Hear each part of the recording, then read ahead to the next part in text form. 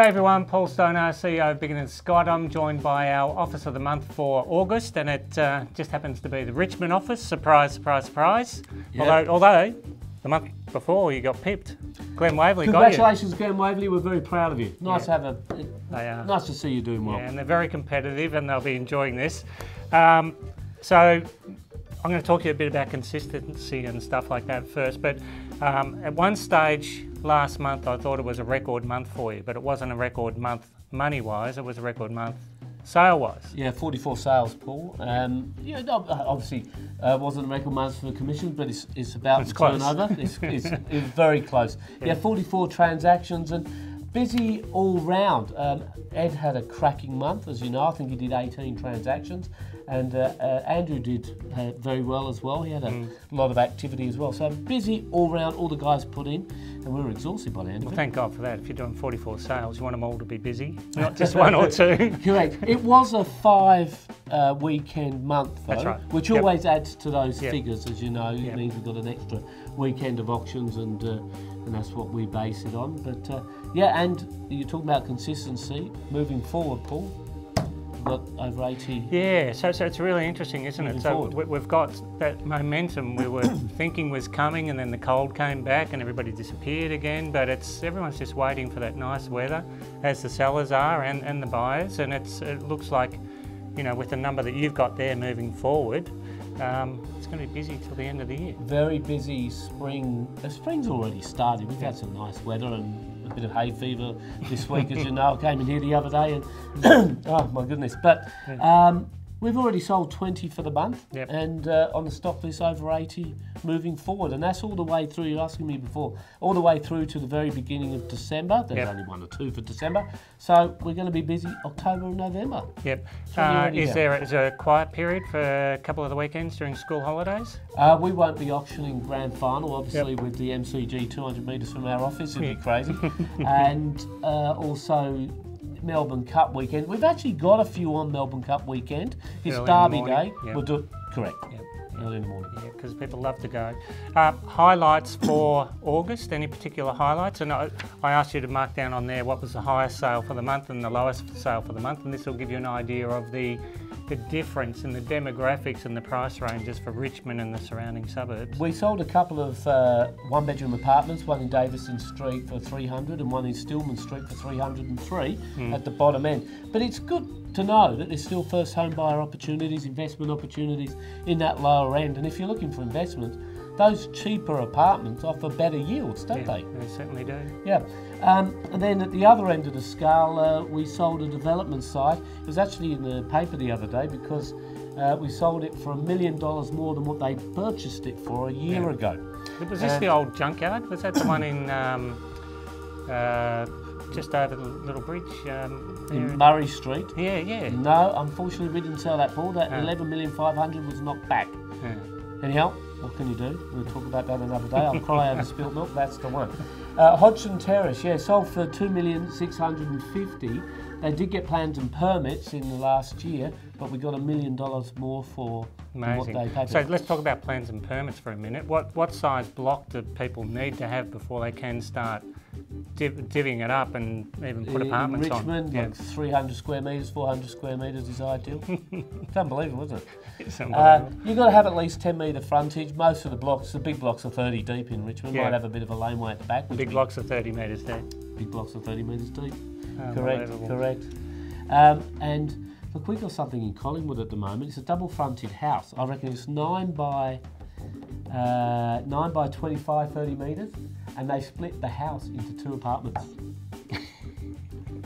Who would have thought? That's the pressure. I made the guys come and have a look at it and say, look what you can do, or what you could have done. I don't know. Maybe it was a... And anybody that's watched these videos before, I always say Richmond is the city now. It is pretty much the spot where everybody wants to live, right on the edge of the city, and the only comparison really as you go around would be North Melbourne and a bit of Port Melbourne and South Melbourne. Right on the verge. My office is at 28 Bridge Road, Richmond. You cross over Punt Road, you're in Wellington Parade. You walk, well, I don't even know, 500 metres in Collins. You're Flinders Street. Flinders Street, Wellington Parade, Bridge Road, all one street.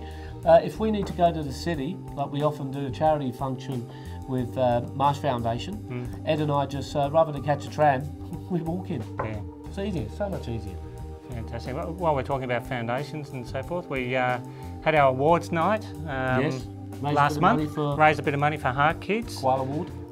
Which Koala Award? Tell us a bit about that. Actually, I don't know what the Koala Award is. They just gave me this thing, and it's for the Heart Kids. But they're very appreciative of everything we do, as you well know. Yeah. And we've got another function coming up. Hopefully, everyone's booked their table for Oaks Day. We're going to have a bit of fun there. Oaks Day at the Royal South Yarra. We're tables are available now for anybody that would like to book. Yes. All the ladies out there, put pressure on your bosses or whoever else, but all the money will go to Heart Kids. Correct, and we got 2 or 3 emails after our awards nights from Norm, Louisa, thanking us for our participation. Yeah. But I want to point out, I got in trouble when I got home. I didn't realise Nikki was quite hurt in that little accident. That's right. What the hell? Anyhow, no, sorry, babe. That was scary. Yeah, make it up to you. Yeah, well, I hope you're all right, Nick. And I've sent her a text saying that. Yeah. And he's me ignoring it. Anyhow, auctions. What I noticed when I've been doing the rounds is the auctions at Richmond seem to be a bit quicker than the majority of auctions that I'm seeing out there. Yeah, a couple of reasons for that, Paul. One, we've usually banked up our auctions on the hour, and you know what it's like being in the city. The traffic is chaotic, but also the research is they don't want to hear the waffle. Yeah. You know, we do a lot of the waffle just to keep the vendors happy. Yeah. It's about the bidding, and that's what people want to see and hear. So, you know, a bit of an explanation of the property, a bit of an explanation about the rules and the contract. Let's get into the bidding. Yeah. And then we sometimes need a bit of time maybe to negotiate a bit extra if it's better off passed in. Yeah. So, we do sort of... well, good for you, but it's also good for the buyers because you've got you guys and any other auctions that might be on that day, and they are pretty much every half hour. Do you know what bang, bang, and you just can't get around the suburb quick enough. Something I'm very proud of the team, and it's happened a lot. Edward last week, for instance, did exactly this. Underbidder misses out on a property. We grabbed them, quick, get to this auction. It's on in an hour, 2 hours, whatever. Be there, bid the same. They're usually hot, ready to buy. Bang. Yeah. They're participating. It's just perfect. And we all know Ed's good at doing those things. September, how's it looking so far? 20 sales already. Did I mention that before? Yeah, 20 sales already. Yep. Halfway through the month. I'm not sure how many we've got left to go. Just having a quick look here. We've got another 24 auctions this month. We might have another 44 auctions. So I started with the word consistency. Let's talk about it for a second. Yep. How, as a director, do you keep the team as consistent as it has been? I consistently tell them how good they are. Well, there you go. There's the key. keep the energy up, keep the excitement up. Hey, look, when you're doing 44 deals, it keeps everyone excited, doesn't it? It's interesting. So your 44 deals, there'll be a couple of people in there didn't do that well, but they're probably looking better this month. So they start sprinting once they see the others. You do have to look. Those with PAs. Get that consistency going because one person's concentrating on the listing, the other person's doing the deals. But if you're one person, you're listing, you're selling, listing, selling. So you really notice that in the office once they've got the PA. You need to build it up. Hey, Ed's got 2 PAs. His gun, his team's a gun. So what is the difference between a person taking on a PA and not, as in them? Is it just confidence within themselves? Is it realising that they will make more money? What is it? Spot on confidence. Also getting up to a pace where you can actually afford to put someone on yourself. But it's also the staff management. That concerns some people. How do I keep this person busy? How do I keep them happy? And how do I actually control them? That's a little bit of the issue. But a good PA, Tabitha, come and watch her in action, the gun.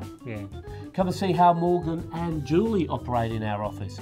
It's a team. It's fantastic. Well, and I'm glad you said that. The Richmond office are always happy to invite somebody down to see how things are done and what they do on a daily or weekly basis. We don't mind telling you how good we are. You might walk out a bit scarred, but it's no, Chris is away. But it's an experience, and as Russell always says, what's your number one priority with the staff in the office? Oh, they've got to be friendliest, happiest and most approachable. That's the key. And look, it's going to be a busy spring. We are actually taking all the staff out, the sales staff that is, to celebrate the 44 sales, and give them all a bit of a break, bit of a beer and a steak. And it's 17th. It's my wife's birthday. I think it's Andrew's birthday. That's why you're unable to make it today. It's Andrew's birthday. Happy anniversary. Happy birthday, Andrew. 44 sales, 44 years. Amazing. Correct. Congratulations on a great month. Anybody that wants to talk to these guys, just give them a call, go over, sit down and see how it's done. And you'll be surprised how friendly they do make it. Yeah, and being busy is a lot of fun. It is? It is. Yeah, want something done, give it to a busy person. Correct, thank you. Thanks, everyone. Hope to speak to you next month. Cheers.